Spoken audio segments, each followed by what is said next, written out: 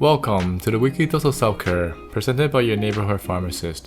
Today, we're going to talk about how to prevent and treat an insect bite in just 5 minutes. Today's topic was requested by a subscriber. If you want a video on a certain health topic, please comment below. It's summertime where people go hiking, camping, and enjoying the outdoor. But it's also feast time for mosquitoes. To make sure you don't get feasted on, make sure you wear light colored clothing and cover as much skin as possible. And try to avoid being outdoor at dawn and dusk, just because that's when mosquitoes are most active. And also try to avoid scented cosmetics and perfume for less attraction. If you have a kid less than 6 months old, then you can use a mosquito net. And make sure the kid does not sleep directly against the net, just because mosquito can still bite through the holes in the net. Now I do want to briefly mention something called soybean oil 2%. It's great for all ages and pregnancy, but most Canadians have stopped manufacturing it, so trying international might be your best bet. In terms of when to see the doctor, suppose you get bit in the finger, then for some reason it spreads to the entire arm, or now the area that's bit is oozing and pussing and showing signs of infection, or you try to self-treatment and there's still no improvement after 7 days, or your reaction is severe such that you get swelling and difficulty breathing. Now you might wonder, why did I get stung even though I use an insect repellent? That's because insect repellents are only good for repelling biting insects, which are the mosquitoes, black flies, or ticks. But it's not good for stinging insects like bees, wasps, and hornets. The most common commercial insect repellent product is something called OFF, and it contains an ingredient called DEET.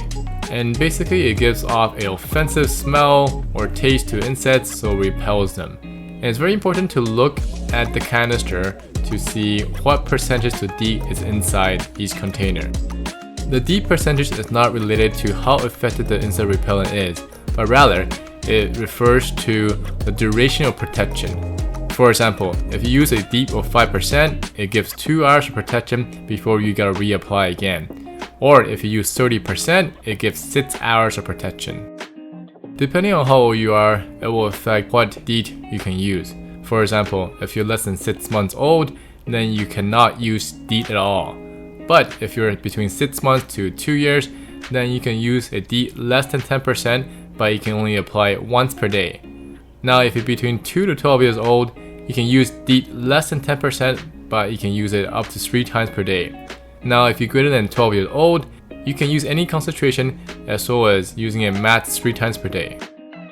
To use the repellent correctly, apply it directly to the clothing or exposed skin, and do not apply under the clothing.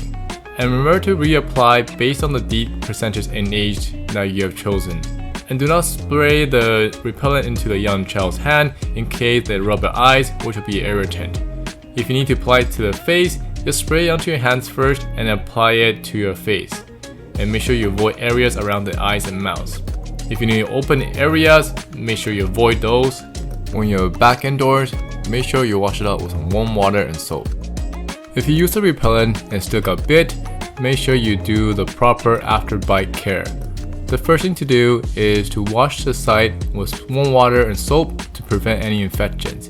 And if it's itchy, you have 2 ways of managing it.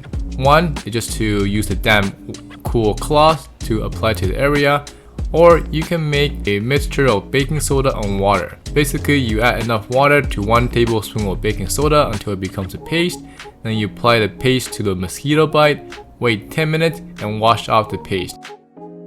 Now, if you have pain from the insect bite, then you can use some Tylenol. If it's itchy, then you can use a oral allergy pill like Reactine. But for more specifics, you can refer to the allergy video in the channel. You can also buy a topical hydrocortisone, which is like a cream, and that will help with the redness as well as itchiness. And try to avoid topical Benadryl because it usually makes things worse. Remember to like and subscribe and turn on notification. I'll see you next Saturday at 8 p.m. Bye!